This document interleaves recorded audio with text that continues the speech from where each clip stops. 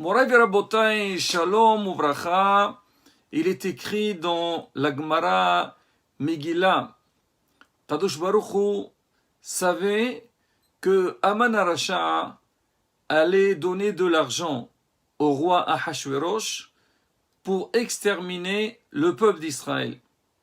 Kadosh Baruch Hu, pour nous épargner, pour nous protéger, il nous a demandé de donner des shkalim au Beth HaMikdash.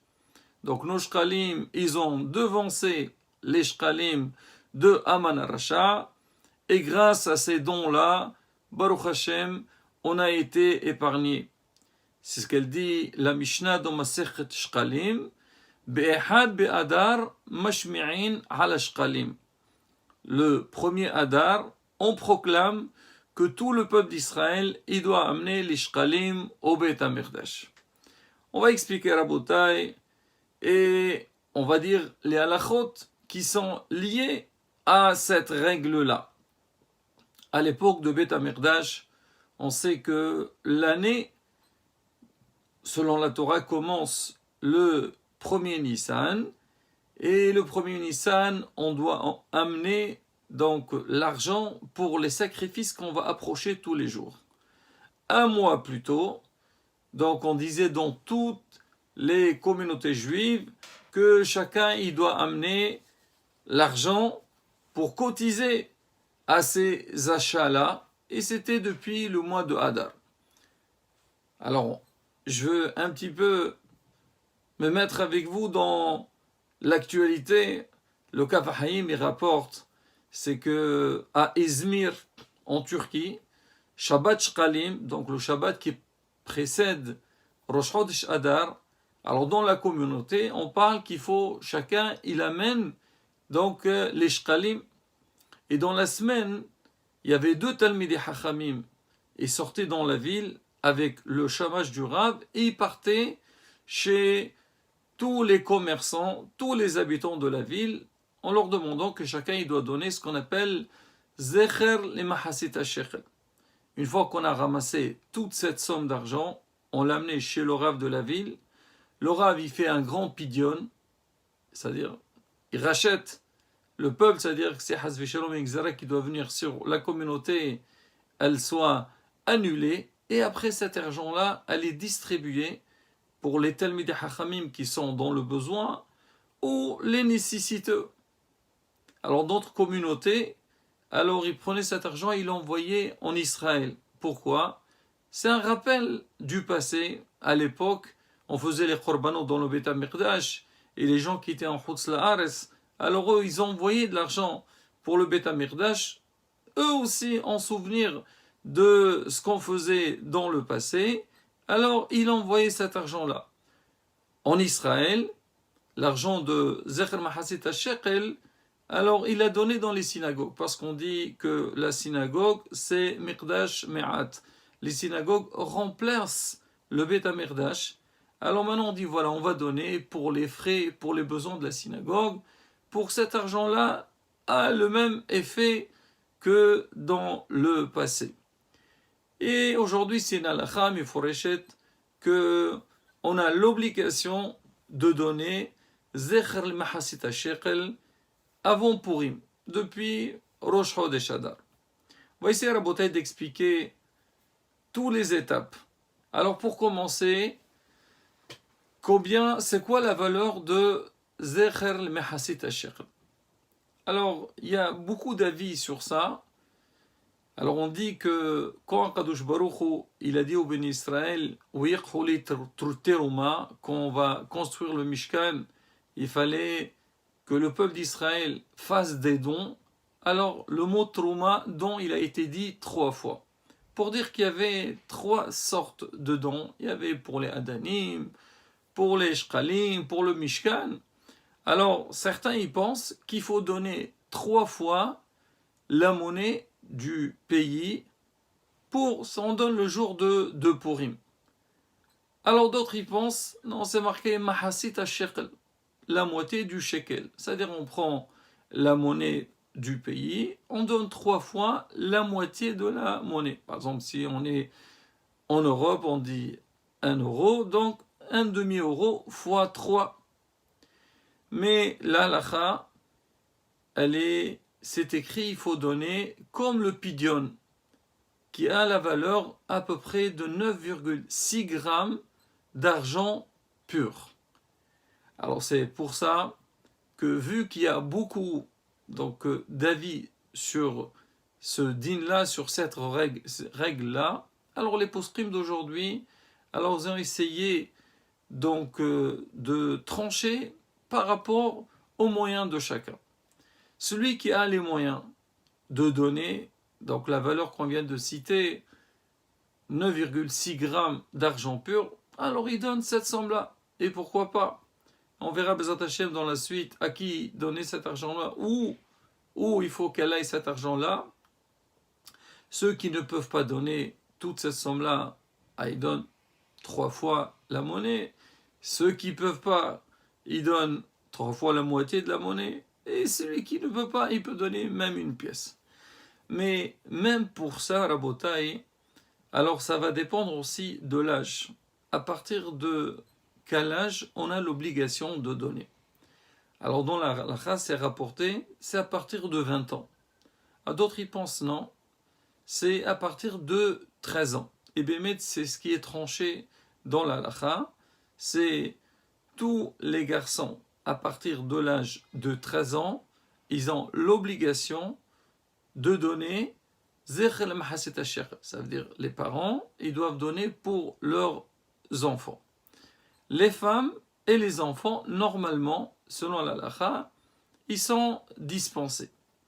Moreno Arav, Rabbi Odi Yosef, Zecher Sadeh Kadosh Lebracha, il dit qu'il faut donner pour tout le monde. Pas seulement à partir de l'âge de 13 ans, même ceux qui sont plus jeunes, même pour les dames, il faut donner. Pourquoi? Parce que on a dit que pourquoi on donne les shkalim? C'est vrai, c'était à l'époque de Beth Amikdash, mais Akadosh Baruch Hu, il a fait cette demande par rapport à la gzera que Haman Aracha il voulait faire. Et donc cette gzera concernait qui? Concernait tout le monde, tout le clan d'Israël. Alors puisque tout le monde était concerné, chacun il doit donner. Donc ce Zechel Mahasit Shekel, comme on dit, le Chaper al Nafshotechem. Alors, selon ça, alors le Rav lui-même, alors comme on dit, il demande chacun par rapport à ses moyens. Ça veut dire, ceux qui sont âgés plus que 20 ans, alors ils doivent donner la vraie valeur, la valeur de 9,6 grammes d'argent.